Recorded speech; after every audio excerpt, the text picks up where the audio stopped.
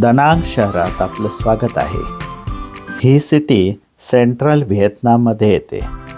इथे आपण पाहणार आहोत रमणीय निसर्ग, शांततामय जीवनशैली आणि कोकोनट बोट राईडचा थरार. लँटेन फेस्टिवलसारखा कल्चरल शो पाहायला आपण जुन्या होई अँड शहरात जाणार आहोत.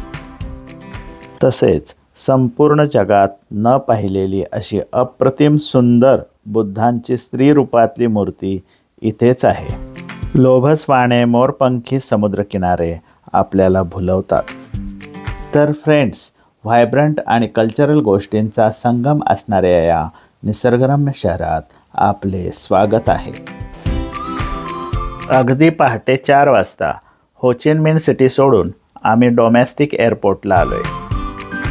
व्हिएटजेटच्या फ्लाईटने 1.5 तासाचा प्रवास करून आम्ही दनांग शहरात पोचलो.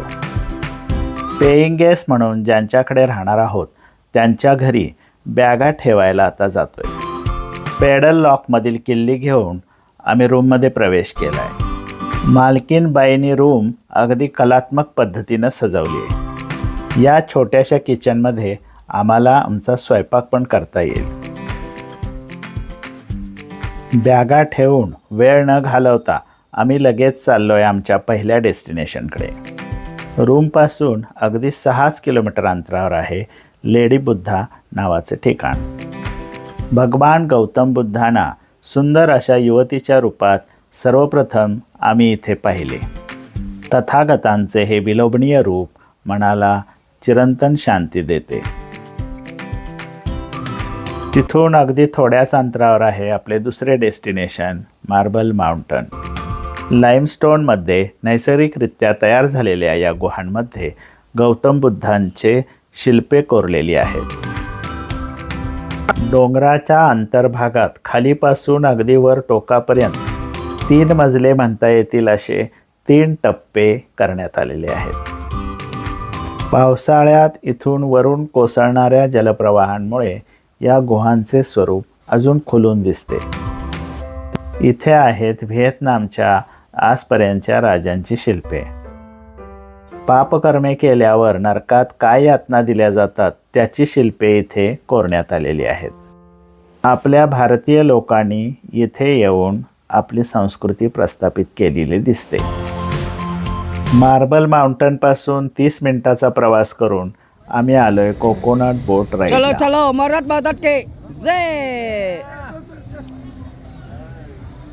मदद के चलो चलो इंडिया नंबर 1 व्हेरी गुड. टोपलीच्या आकाराच्या या गोलाकार रंगेबिरंगी नावा पाण्यात फार सुंदर दिसतात. आपल्या कोकणातल्या कांदळवनाप्रमाणे इथे नारळाची घनदाट बने आहेत. अशी नैसर्गिकरित्या दाटीवाटीने उगवलेली नारळाची झाडे आम्ही प्रथमच पाहत होतो. आमची नाव जशी जशी आत जाईल तसे आम्ही विलक्षण वेगळ्या दुनियेत पोचलो. पाण्याच्या मधोमध गेल्यावर या गोलाकार टोपल्या अशा जोरजोरात फिरवून एक रोमांचक अनुभव दिला जातो. तसेच आपल्या पर्यटकांच्या मनोरंजनासाठी हे लोक अशा पद्धतीचे खेळ देखील खेळून दाखवतात. यानंतर व्हिएतनामी पद्धतीचे फिशिंग नेट टाकून मासेमारीचा शो करून दाखवण्यात आला.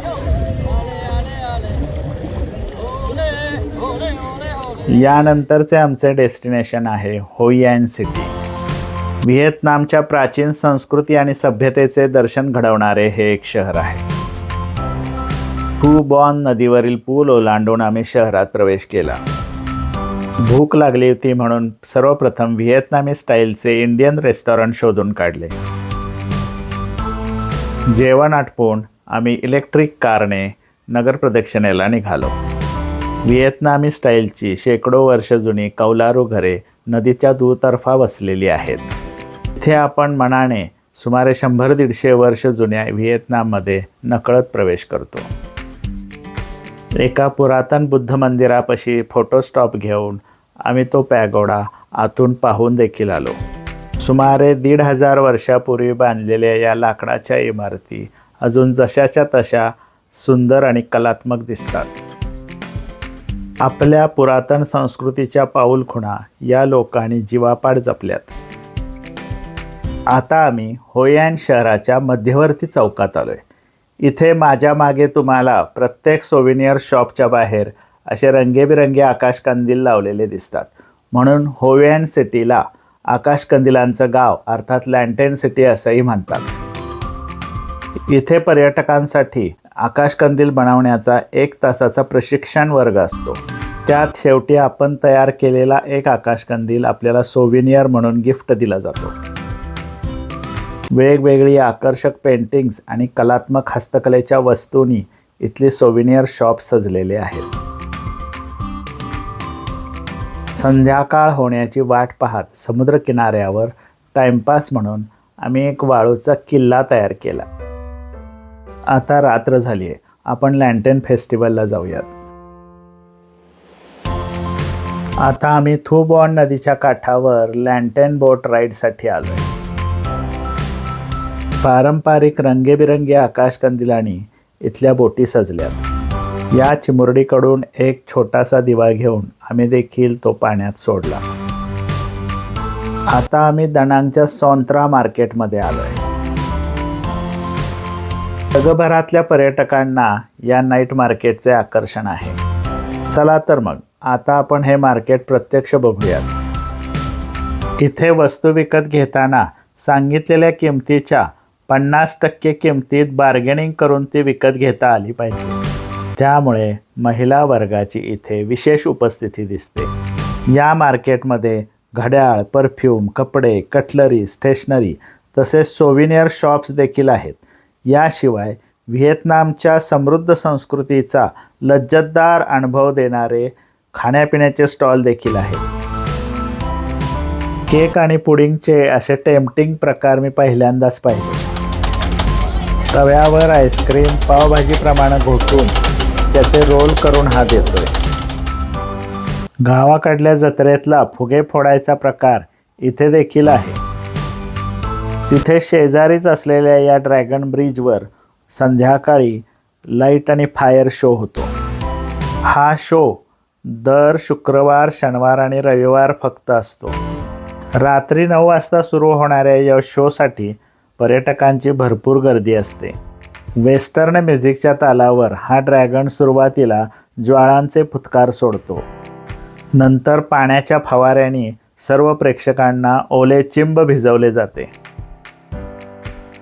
संध्याकाळी किचनमध्ये पिठलं भाकरीचा बेत करून आम्ही लवकर झोपी गेलो. कारण उद्या आपल्याला जायचं आहे बाना हिल्स बघायला.